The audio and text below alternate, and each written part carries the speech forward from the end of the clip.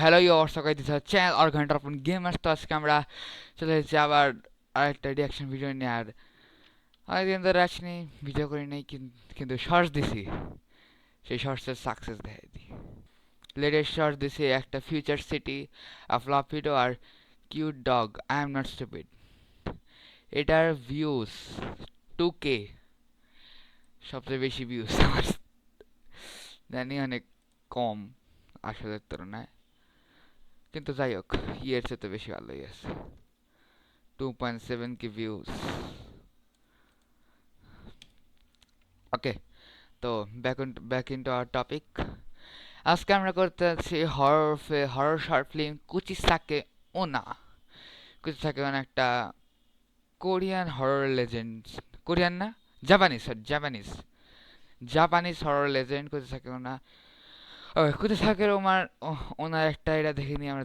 এটা একটা You movie say আছে yes, কুচিসাকে ওনার। she will remove the surgical mask to reveal that somewhere along the line somebody has slit her mouth. আমি বলতেছি এই ভিডিওর জন্য কপিরাইট স্ট্রাইক না চলে আসে। আমি বলেছি এটা শাউট হচ্ছে creepy creepy Lisa 0000। Clear up to the ears.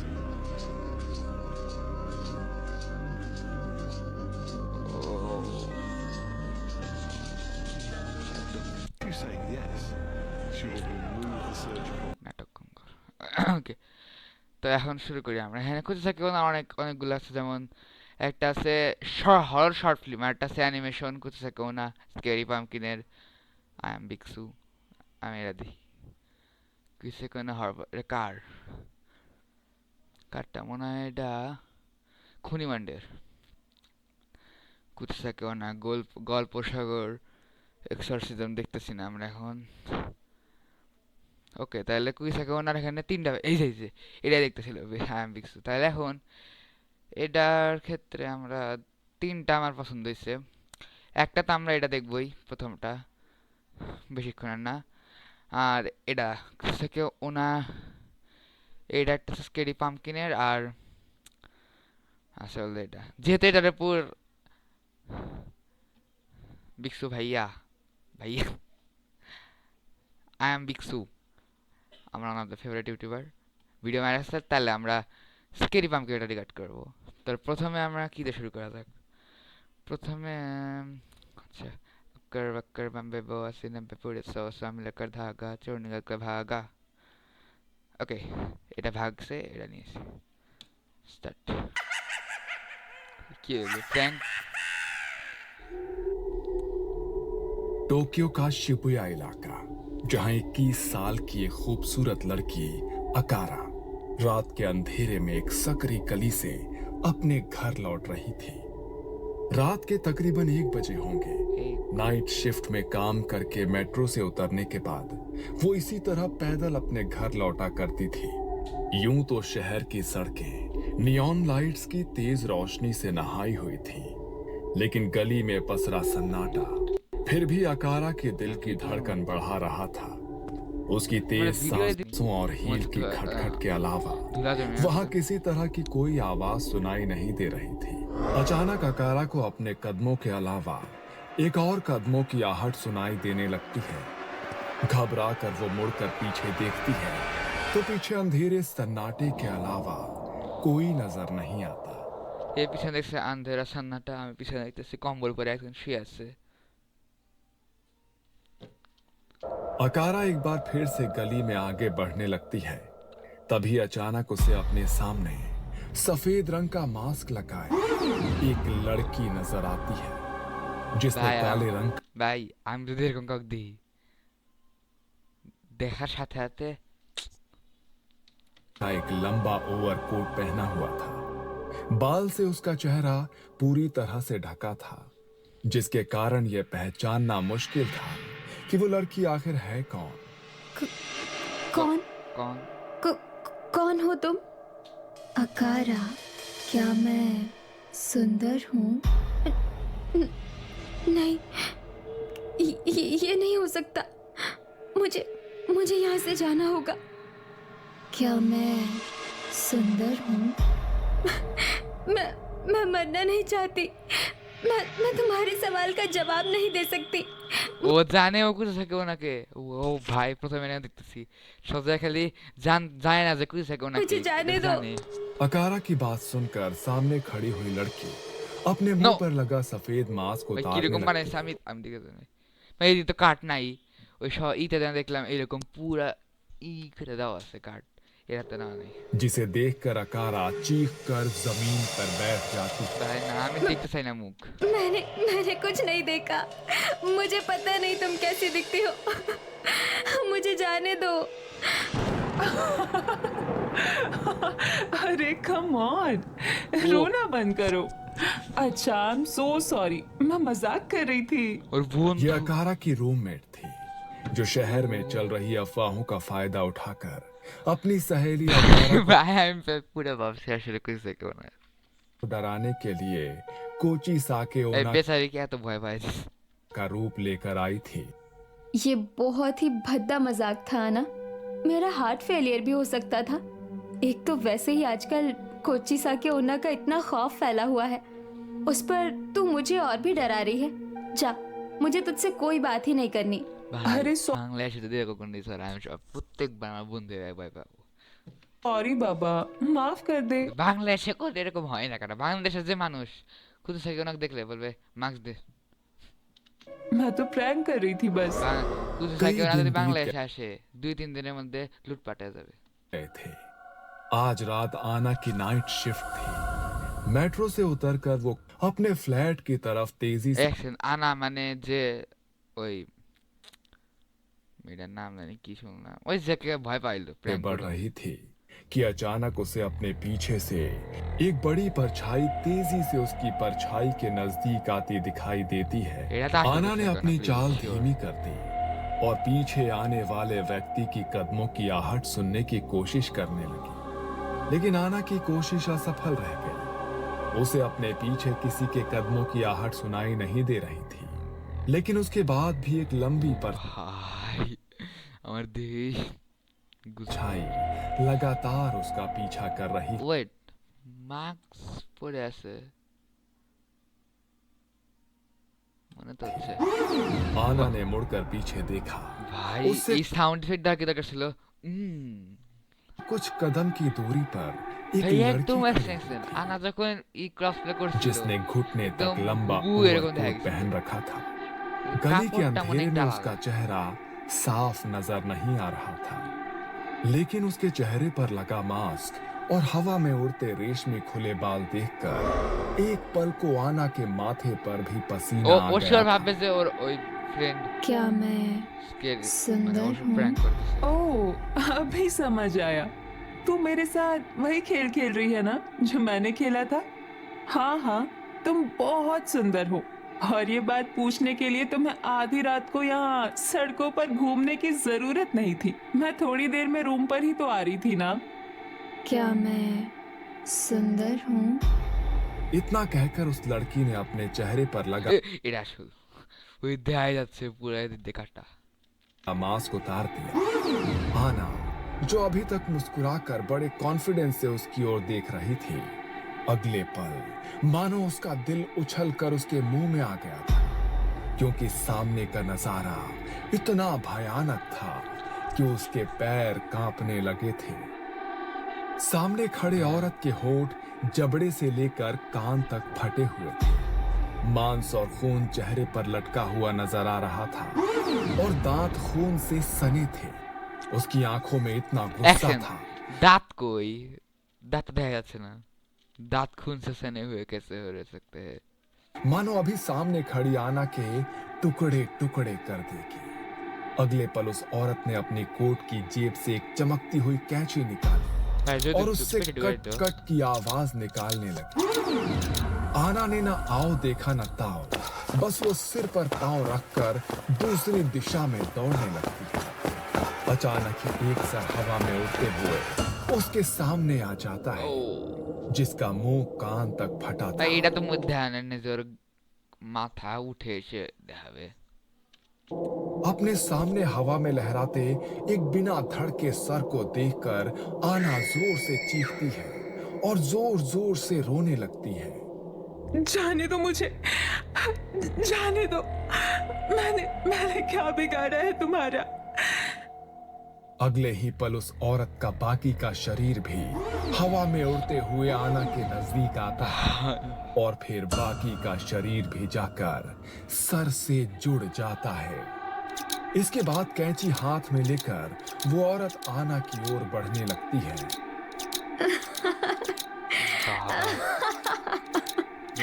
तुमने कहा ना मैं बहुत सुंदर हूँ, अब तुम्हें भी मेरी तरह सुंदर बनना होगा। बनोगी ना? नहीं नहीं नहीं। ভাই আমি আইটেলে আমি বলতেছিলাম বলে দে নে আমি শুনতে চাই না কিন্তু তাই তো বললো मुझसे गलती हुई। तुम बिल्कुल भी सुंदर नहीं हो। সে नफरत है मुझे तुम्हारे चेहरे से। तुम इतनी भद्दी हो कि तुम्हारी तरफ कोई एक पल भी नहीं देख सकता। क्या कहा? मैं खूबसूरत नहीं हूँ? मैं तुम्हें खूबसूरत नहीं लगती? ठीक है, अगर मैं खूबसूरत नहीं हूँ तो शहर में कोई भी खूबसूरत नहीं रहेगा। अब तुझे भी मेरी तरह बनना होगा। आना बेबस होकर आंसू बहा रही थी। अगले ही पल उस औरत ने अपने हाथ में पकड़ी कैंची से आना के चेहरे को बुरी तरह से कुतर डाला था। उसकी दिल दहला देने वाली चीखों ने गहरी नींद में सो रहे टोक्यो शहर की नींद उड़ा दी थी और कुछ ही देर में शहर के लोग आना की डेड बॉडी को घेर कर खड़े हुए थे। गली की दीवारें खून আমি से শুনছিলাম যে যারা বলে যে সুন্দর তাদের এরকম করে দেয় আর যারা খারাপ হয় তাদেরকে মুখ কাটে না কিন্তু পুরা মেরে ফেলে এর তো খালি মুখই কাটলো लाल दिखाई दे रही थी, लेकिन हमला करने वाले का कोई भी अता पता नहीं था। सुबह तक पूरे शहर में यह खबर आग की तरह फैल गई थी। आना की खून से लिपटी लाश और फटे चेहरे को देखकर शहर की आम जनता में बहुत डर फैल गया था। आना की मौत के बाद शिबुया की गलियों में निकलने से शिबुया। पहले लोग এই শিবুয়া শিবুয়া যে মানে জুজুকাই সিটির নাম না যেটা সুকুনা ডিস্ট্রয় করতে আসছিল अपने लगे थे। कई मौतों के बाद पुलिस के हाथ में कोई सुराग नहीं लगा था कि आखिरकार एक के बाद एक हो रही इन हत्याओं के पीछे आखिर किसका हाथ है। ना तो हत्यारे का कोई सुराग लग रहा था, हत्यारी ना ही हत्यारा हत्या करने वाले का मकसद सामने आ रहा था कि आखिर कोई क्यों किसी को इतनी बुरी तरह तड़पा कर मौत देगा। ये सब किसी इंसान का नहीं, आत्मा का काम है। कोची साके यूना वही कर रही है ये सब। और ये क्या अगर मैंने उसे भय रोका ना बता- गया तो ऐसे ही हर रात किसी न किसी की मौत होगी। ये कौन औरत है? आखिर इसकी मौत कैसे हुई? कोची साके बेहद खूबसूरत थी, इतनी ओह, कि जो आश्चर्य। एक बार उसे देख ले उसकी नजर वहीं ठहर जाए। उसके पति को अब उसकी खूबसूरती से जलन और असुरक्षा महसूस होने लगी थी, इसलिए उसने अपनी पत्नी का घर से बाहर जाना, किसी से बात करना तक बंद करवा दिया था। फौज के बुलावे पर लड़ाई के लिए जाने से पहले उसने अपनी पत्नी कोची साके को घर के अंदर बंद कर दिया और उसे सख्त हिदायत दी कि वो घर से बाहर ना निकले। लेकिन आखिरकार वही हुआ जिसका उसके पति को डर था। पति के जाने के बाद लंबे समय तक अकेले रहने के कारण उसकी नजदीकियां एक युवक के साथ बढ़ गईं। एक रोज कोची साके का पति अचानक लौट आया और दुर्भाग्य से उसने अपनी पत्नी को दूसरे युवक के साथ देख लिया। गुस्से और नफरत से भरकर उसने पास में पड़ी कैंची उठाई और उससे अपनी पत्नी के चेहरे को बुरी तरह से काट डाला। कोची साके की मौत तो हो गई, लेकिन तभी से वो खूबसूरती और मुझे लगी बदले थी की बोलो ना। भूखी अतृप्त आत्मा बनकर घूम रही है। बस बहुत हुआ। अगर उसके प्रश्नों का उत्तर देकर ही इस मौतों के सिलसिले को रोका जा सकता है तो मैं उसका सामना करने के लिए तैयार हूँ। कोची साके की तलाश में पुजारी होशुमा आधी रात को होशुमा। टोक्यो की गली में निकल पड़ता है। कुछ देर तक वहां भटकने के बाद एक अंधेरी सुनसान गली में उसे अपनी ओर आती हुई एक काली परछाई दिखाई देती है। उस परछाई को देखकर होशुमा ने अपनी मुट्ठी में पकड़ा हुआ ताबीज और नमक कस के जकड़ लिया। जैसे ही कोच्चि साके उसके नजदीक आई, होशुमा धीमी आवाज में एक मंत्र पढ़ने लगा। अचानक आसपास की हवा गहरी ठंडी हो गई और एक कांपती आवाज उसके कानों में गूंजी। क्या मैं सुंदर हूँ? क्या मैं सुंदर हूँ? उत्तर ना पाकर औरत ने एक बार फिर अपनी बात दोहराई। क्या मैं सुंदर हूँ? और उसी के साथ चीखते हुए उसने अपना मास्क हटा दिया। उसकी भयानक चीख और खून से सने कटे फटे चेहरे को देखकर होशुमा ने किसी तरह खुद को संभाला और कोच्चि साके की बात के जवाब में मुट्ठी में बंद नमक और वो ताबीज उसकी ओर उछाल दिया। नमक और ताबीज के उसके शरीर से छूते ही वो एक भयानक दिल कपा देने वाली आवाज में चीखी। गली में फैली धुंध और ठंडक के साथ कोच्चि साके भी धुंध के साथ लापता हो गई। अगले कुछ दिनों तक कोच्चि साके किसी को दिखाई नहीं दी। शहर में मौतों का सिलसिला रुक गया था। होशुमा को भी ये लगा कि शायद उसके मंत्रों की शक्ति ने कोच्चि साके को मुक्त कर दिया है, लेकिन ये शायद तूफान से पहले का सन्नाटा था। अगले पल क्या होने वाला है होशुमा को अंदाजा भी नहीं था। आधी रात का समय था। ब्रो पुजारी सॉरी, আমি একটু ফাস্ট ফরওয়ার্ড করতে হবে। जारी होशुमा एक सुनसान गली से गुजर रहे थे। अचानक उन्हें महसूस हुआ मानो ये गली खत्म होने का नाम ही नहीं ले रही है। वो जितना गली में आगे बढ़ते जाते, गली और लंबी होती चली जाती। चलते चलते जब उनकी सांस फूलने लगी, तभी उन्हें अपने पीछे से एक जानी पहचानी आवाज सुनाई देती है। तूने भी मुझे धोखा दिया। धोखे की सजा सिर्फ मौत है। मैं लौट आई हूँ और अब मौत का ऐसा तांडव होगा कि सब तमाशा देखते रह जाएंगे। ভাই এগুলো কেন বাংলা সিনেমা আমাকে লাগতেছে। होशुमा घबराकर नींद से उठ बैठते हैं। उनका चेहरा पसीने से भीगा हुआ था। ये कैसा सपना था? अगर ये सच में हुआ तो बहुत बड़ा अनर्थ हो जाएगा। अगले दिन रात का समय था। टोक्यो में रहने वाली मसातो अपने कमरे में मोबाइल पर मसातो। वीडियो देख रही थी। अचानक ही उसके मोबाइल की स्क्रीन ब्लैक हो जाती है और फिर मोबाइल स्क्रीन पर एक चेहरा उभरता है जो कोच्चि साके ओना का था। जबड़े से लेकर कान तक फटा हुआ चेहरा और खून से सने दांतों वाली औरत को चीखते हुए देखकर मसातो के हाथ से फोन छूट जाता है। अगले पल मोबाइल की स्क्रीन का कांच टूटता है और कोच्चि साके मसातो के सामने आकर खड़ी हो जाती है। अगली सुबह मसातो के कमरे की दीवारें खून से सनी हुई थीं और उस कमरे में खून से लथपथ मसातो का कटे चेहरे वाला बेजान शरीर पड़ा हुआ दिखाई देता है। ये सब क्या हो रहा है? मसातो का कमरा अंदर से बंद था, बाहर से कोई उसके कमरे में अंदर नहीं आया, तो फिर आखिर उसकी हत्या की किसने? पहले तो ऐसी घटनाएं सिर्फ शहर की सड़कों पर हो रही थी और अब घर में भी। आप बिल्कुल ठीक कह रहे हैं सर। 2 दिन पहले मेरी बहन की भी इसी तरह मौत हुई थी। मेरे अंकल का कहना था उन्होंने बाथरूम से कांच टूटने की आवाज सुनी। वह दरवाजा पीटते रहे लेकिन मेरी बहन ने दरवाजा नहीं खोला। उन्होंने साफ तौर पर मरने से पहले उसकी चीखें सुनी। वो मदद के लिए पुकार रही थी लेकिन कोई कुछ नहीं कर पाया और बस कुछ ही देर में इसी तरह खून से लथपथ लाश बरामद हुई थी उसकी। ऐसा लग रहा था किसी ने कंची से उसका पूरा चेहरा काट डाला हो। तुम ठीक कह रहे हो, ये कोई इक्का दुक्का घटना में नहीं हो रहा है। शहर के हर हिस्से में इस तरह की घटनाएं रिपोर्ट हो रही है। कोई मोबाइल हो तो कोई कंप्यूटर स्क्रीन के सामने मरा हुआ पाया जा रहा है, कोई आईने के सामने तो कोई चलती सड़क पर। ये हमारे शहर को अचानक हुआ क्या है? दूसरी ओर मुझे ऐसा लग रहा है जैसे वो कोच्चि साके मुझे उकसा रही है। मैंने उसे रोकने की कोशिश की थी। वो मुझे दिखाना चाहती है कि मेरे रोकने से उसका कुछ नहीं बिगड़ा। अब वो दोगुनी ताकत के साथ लोगों की जान ले रही है। ये सब मुझसे ही शुरू हुआ था, मुझे ही इसका अंत करना होगा। देर रात गए होशुमा फिर से उसी गली में गया जहां उसका कोच्चि साके की आत्मा के साथ आमना सामना हुआ था। वहां जाकर उसने कोच्चि साके को पुकारा। कुछ देर बाद अचानक ही चारों ओर ठंड बढ़ने लगी। हवाएं इतनी ठंडी हो गई कि वहां पर सांस लेना भी मुश्किल होने लगा। गली में लगी लाइट टिमटिमाने लगी और तभी होशुमा ने देखा कि कोच्चि साके ठीक उसके सामने खड़ी हुई है। क्या मैं सुंदर हूँ? कोई इंसान सुंदर हो या बदसूरत, अपनी जिंदगी अपनी मर्जी से जीने का अधिकार सभी को है। तुम्हारे पति ने तुम्हें तुम्हारी खूबसूरती के लिए नहीं मारा। तुमने जिससे प्यार किया था उसने तुम्हारे सुंदर मन को चाहा था, चेहरे को नहीं। तुम भी बस मेरे चेहरे को सजा दे सकती हो, मेरी आत्मा को नहीं।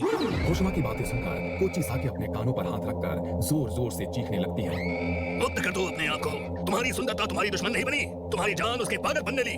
तुमने बेगुनाहों की जान ली है, तुम सुंदर नहीं बदसूरत हो।